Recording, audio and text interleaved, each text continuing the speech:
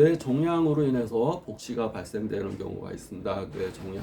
그것은 이제 우리가 빛에너지를 전기에너지로 바꿔서 광수용체에서 빛에너지를 전기에너지로 바꾼 것을 광수용체가 그 역할을 하고, 또 시신경이 우리의 전선의 역할을 해서 대뇌 후두부로 그 빛에너지를 보내주게 되는데, 지나가는 통로, 뇌신경이 지나가는 통로가 머리를 통해서 지나가게 되는데, 대뇌 후두부로 지나가게 되는데, 뇌 종양이 크기가 있게 되면 이 시신경으로 가는 혈관을 압박하게 되고, 혈관이 압박받으면 시신경 쪽으로 가는 혈류 공급이 안 되면서, 완전히 맥히면 시신경 손상, 적당히 맥히면 시신경 위축을 가져오면서, 완전히 맥히면 시력 장애를 가져오게 되고, 눈꺼풀도 못 뜨게 되고, 더 심한 경우 시력 장애가 됩니다.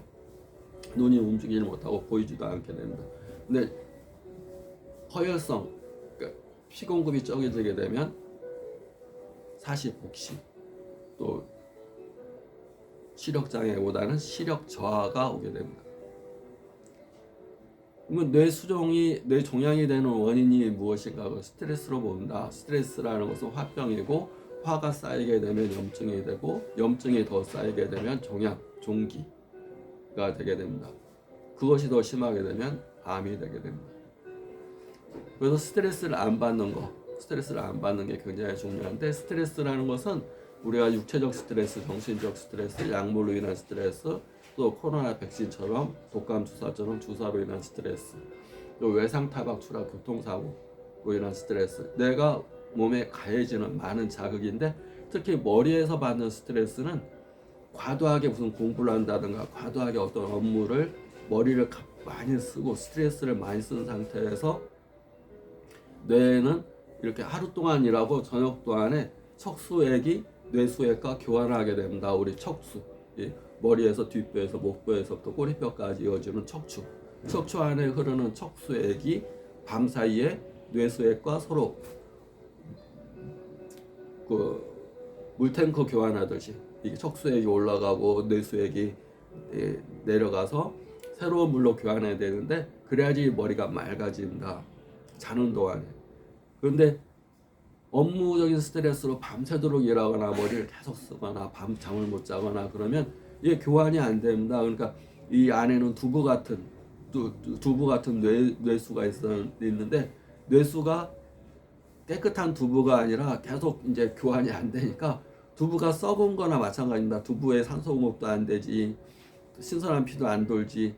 원래 머리를 많이 쓰게 되면 걷기 운동이나 산책이라든가 유산소 운동을 해서 이게 신진대사를 잘 되게 해줘야 되는데, 앉아갖고 이렇게 계속 신경 쓰고 컴퓨터 이렇게 하고 머리만 쓰고 있고, 스트레스나 큰 고민, 갑자기 큰 부도나 어떤 큰 일을 겪게 돼서 머리만 자꾸 이렇게 피가 여기 몰려갖고 이렇게 되면 잠도 못 자고, 그렇게 되면 이 안에서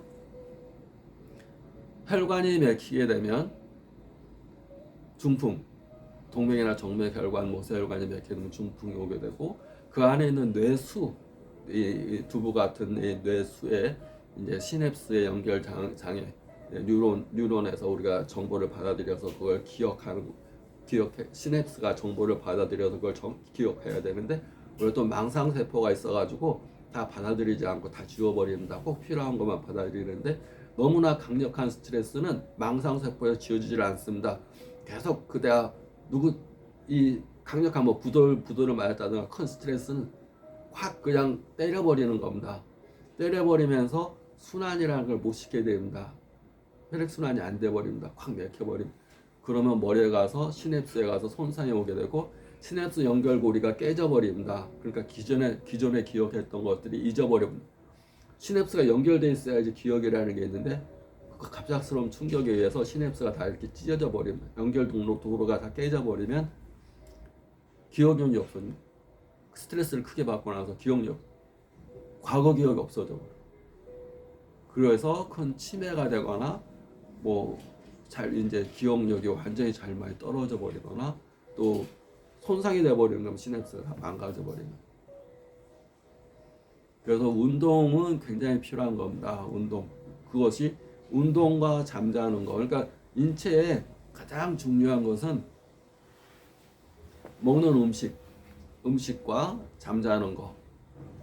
그 다음에 운동.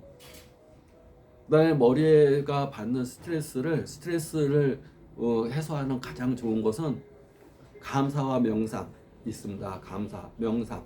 명상은 우리가 어디가 머리 아프거나 어떤 문제가 생기거나 그러면 내가 나를 돌아보는 거, 그것이 명상입니다. 내가 나 스스로 나 자신을 아는 과정을 갖는 거, 스스로 고독의 시간을 갖는 거, 외부로 향해 있던 시선을 내부로 돌리는 거. 그래서 내 혈액 상태가 어떻고, 내 내장 상태가 어떻고, 내 오장육부 간의 상태는 어떻고, 내가 알아가는 거, 내 몸을 알아가는 거, 내 마음을 알아가는 거, 내 오장육부, 내 지금 간의 상태는 어떤지, 유장의 상태는 어떤지, 내가 나를 뒤집어서 한 번씩 살펴보는 거. 그래서 망가졌다면, 아, 유장이 지금 힘들어하는구나. 내가 어떤 걸 좀 먹어야 되겠다. 간이 하는 역할은 뭔데? 간이 힘들어하는구나. 지금 또 뇌도 이렇게 바라보면서 아, 시냅스가 지금 연결이 잘 안 되고 있네. 너무 지나친 과부하 걸렸나 보다. 좀 잠 좀 잘까? 휴식 좀 취할까? 아니면 산에 가서 맑은 공기 좀 쐴까? 산소를 필요로 합니다. 머리는 산소. 특히 유산소를 필요로 합니다. 그래서 철학을 하는 사람들, 머리를 많이 쓰는 사람들은 항상 산책을 즐깁니다. 산책. 뇌에서 가장 좋은 겁니다. 맑은 공기, 산책하는 거. 그 명상과 함께 그 다음에 감사하는 거. 감사는 운동과 명상에 버금가는 효과가 있습니다. 감사. 누구 탓으로 돌리지 않고 항상 세상 모든 범사에 감사라는 성경의 말처럼 모든 거에 감사하는 거. 그것은 운동과 명상에 버금가는 효과. 비슷한 효과에 있다 보시면 됩니다. 남의 탓으로 피해 의식이 아니라 항상 감사하는 마음, 풍요로운 마음으로 산다는 것.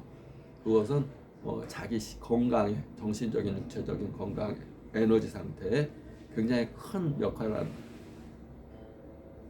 과학적으로 입증된 겁니다. 하나의 종교나 철학 개념이 아니고 과학에서 입증한 겁니다. 가장 긍정적인 마음은 감사의 마음이라고 합니다. 가장 긍정. 우리가 물을 먹어도 약이 되고 밀가루를 먹어도 약을 만들게 되는 것은 믿음의 그 긍정의 마음, 플라시보 효과라고 합니다. 근데 꼭 부정적인 사람이 있습니다. 시비 걸고 부정 걸고 이거 뭐야 이거 뭐 따지고 예민하고 이런 사람들은 뭘 먹어도 몸에서 받아들이질 않습니다. 약을 먹어도 밀가루보다 못합니다. 그런 효과를 노시보 효과로 합니다. 뭘 먹어도 효과가 없는 사람, 자기 마음이 부정적일 때 그런 현상이 나타나게 되고, 뭘 먹어도 효과가 있는 사람, 그런 경우는 자기 마음이 긍정적일 때.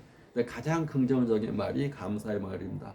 항상 감사하고 감동하고 감탄하는 삶감, 감사하고 감동하고 감탄하게 되면 굉장히 에너지 레벨이 맑아지게 되고 혈액이 맑아지게 되고 뇌 종양, 화병으로 인해서 자꾸 염증이 생기고 뇌가 맑지 않고 치매가 있고 건망증이 있고 이럴 때 감동, 감사, 감탄을 실천하게 되면 굉장히 운동 명상 못지않은 효과가 있습니다. 구독자 여러분.